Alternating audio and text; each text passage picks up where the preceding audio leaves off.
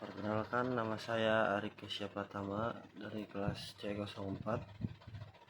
Sini saya akan mempresentasikan hukum bisnis dalam kehidupan sehari-hari. Hukum bisnis sendiri dapat diartikan sebagai sebuah perangkat kaidah hukum yang digunakan untuk mengatur tata cara pelaksanaan kegiatan maupun urusan dagang, industri, maupun keuangan yang memiliki hubungan dengan proses produksi maupun pertukaran barang dan jasa. Hukum bisnis sendiri merupakan hukum tertulis dengan tujuan untuk melindungi, mengawasi, serta mengatur segala hal yang berkaitan dengan aktivitas perdagangan industri, baik di bidang barang maupun jasa.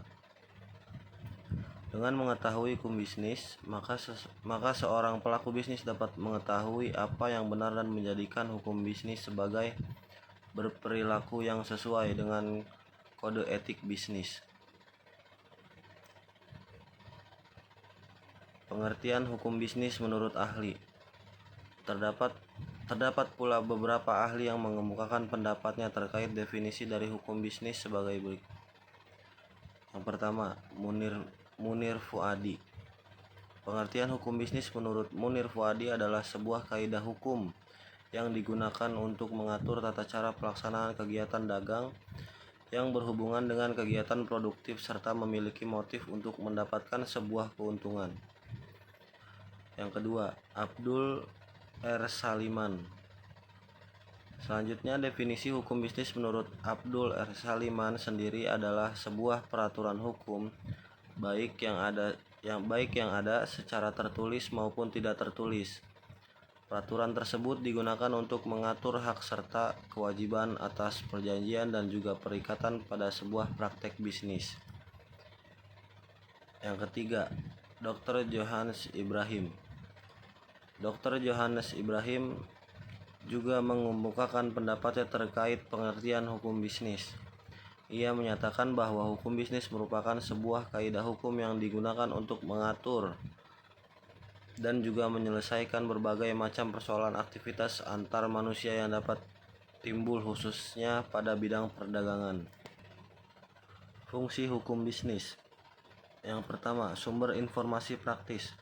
Fungsi yang pertama adalah sumber informasi praktis, di mana hukum bisnis sendiri dapat digunakan oleh para pelaku bisnis pemula bukan hanya sebagai aturan saja, namun juga sumber informasi untuk mengetahui apa yang harus dilakukan dan tidak boleh dilakukan dalam sebuah bisnis.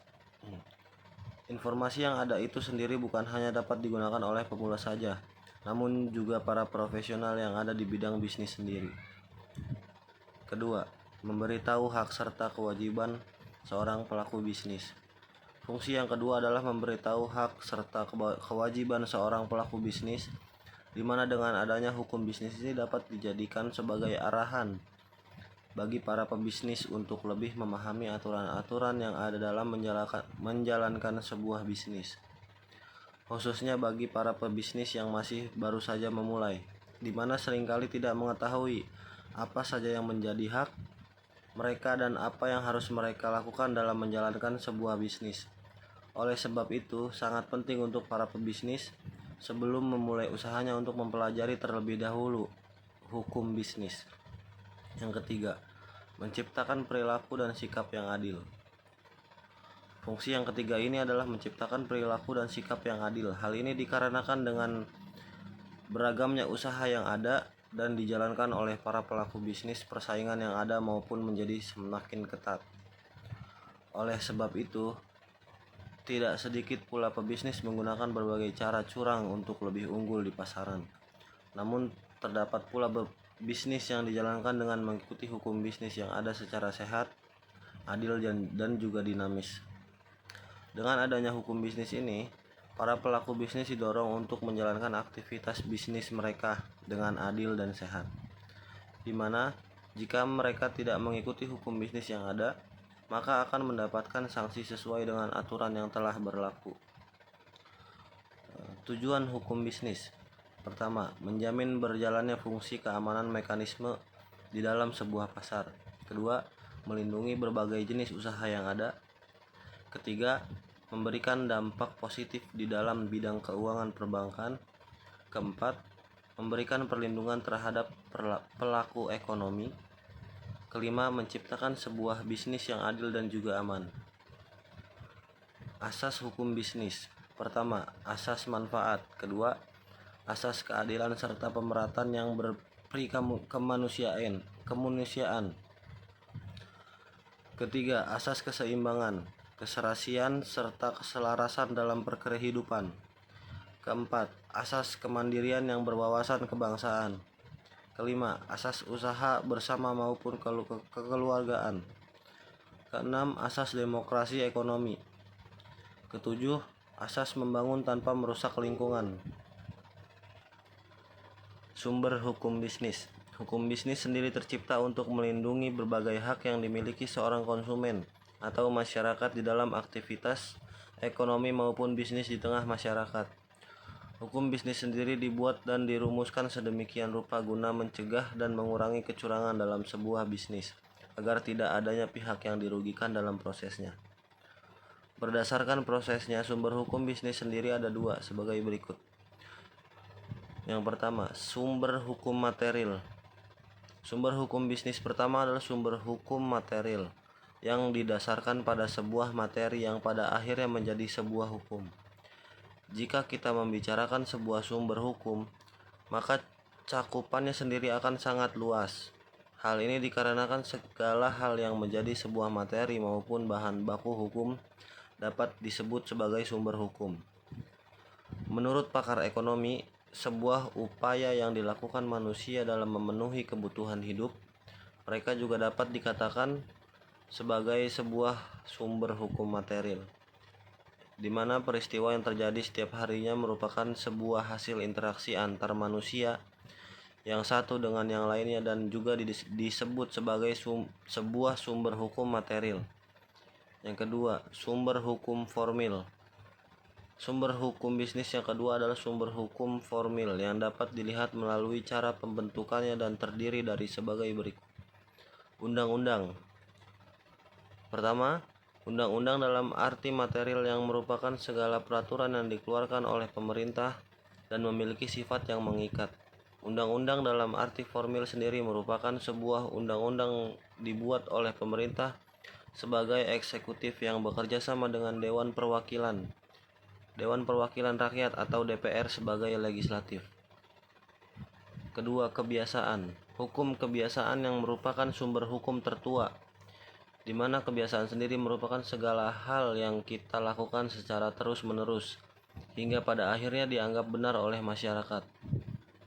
Namun, segala kebiasaan yang ada sendiri dapat menjadi hukum kebiasaan, di mana agar sebuah kebiasaan dapat menjadi sebuah hukum jika sebuah perbuatan yang berulang-ulang dilakukan dalam periode waktu yang lama berhenti. Ketiga, traktat, yang dapat diartikan sebagai sebuah perjanjian internasional yang memiliki sifat bilateral, regional, ataupun sebuah perjanjian yang memiliki sifat multilateral.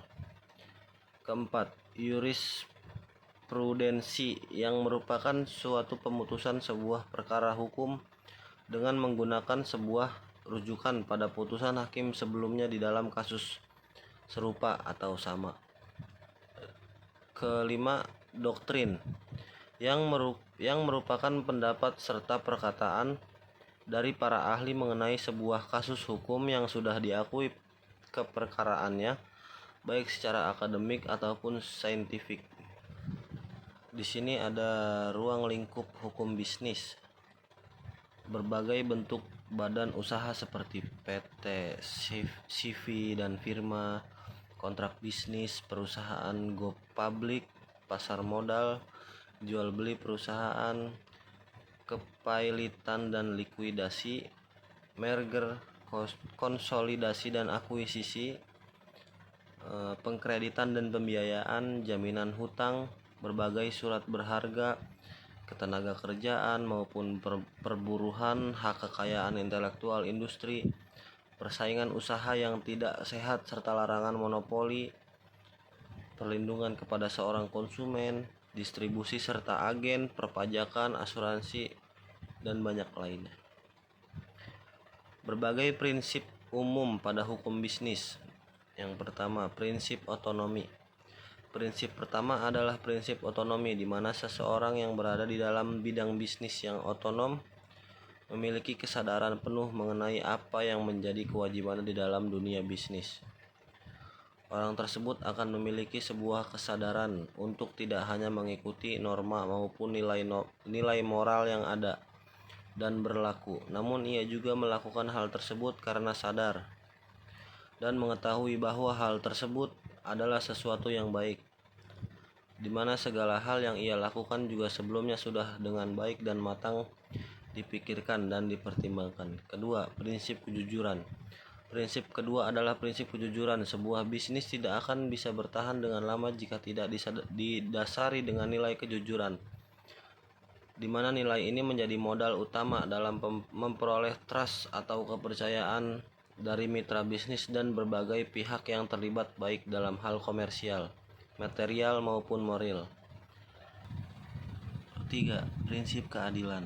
Prinsip ketiga adalah prinsip keadilan, di mana prinsip keadilan ini memiliki tuntutan agar setiap orang yang ada diperlakukan secara objektif atau sama berdasarkan aturan yang ada melalui kriteria yang rasional serta dapat dipertanggungjawabkan.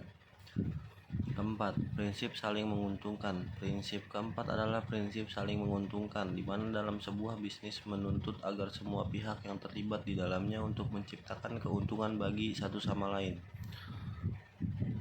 Kelima, prinsip integritas moral.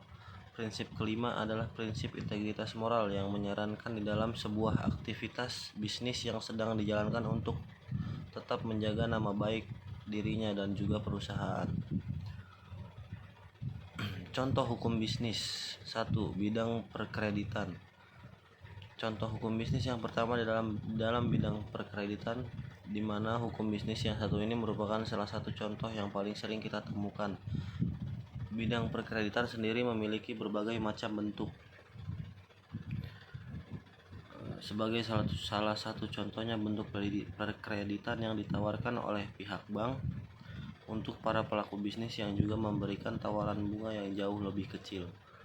2. Hukum perjanjian. Contoh hukum bisnis yang kedua di dalam dunia hukum perjanjian, di mana di dalam hukum perjanjian sendiri memiliki banyak bentuk atau jenis kontrak. Seperti halnya pada setiap perjanjian terdapat syarat sah perjanjian serta asas hukum perjanjian kontrak. 3. Dunia perikatan. Contoh hukum bisnis yang ketiga di dunia perikatan, hal ini sendiri berkaitan dengan hubungan hukum yang terjadi antara dua pihak atau lebih didasarkan pada salah satu pihak yang mengajukan tuntutan pada pihak lainnya yang terlibat. Pentingnya sebuah hukum bisnis.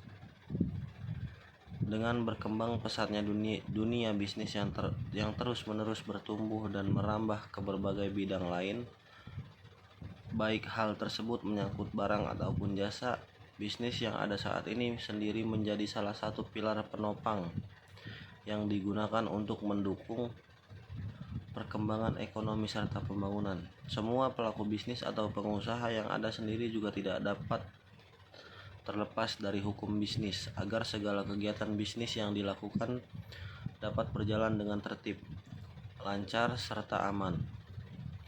Hal ini dilakukan agar semua pihak yang terlibat di dalamnya tidak ada yang dirugikan akibat aktivitas bisnis tersebut. Salah satu contohnya adalah UU Nomor 8 Tahun 1999 yang merupakan undang-undang terkait perlindungan konsumen. Di dalam undang-undang tersebut terdapat aturan yang harus dilaksanakan oleh setiap pelaku bisnis untuk mencantumkan label halal serta kadaluarsa untuk setiap produk yang dibuat dan dikeluarkan ke pasaran. Dengan adanya aturan dan kewajiban tersebut, maka pihak konsumen juga akan terlindungi kesehatannya. Hal ini dikarenakan terdapat jaminan perlindungan apabila produk yang dijual atau dipasarkan sudah kadaluarsa. Hal ini juga berlaku untuk label halal, khususnya bagi umat muslim. Sekian presentasi dari saya, kurang lebihnya mohon maaf. Wassalamualaikum warahmatullahi wabarakatuh.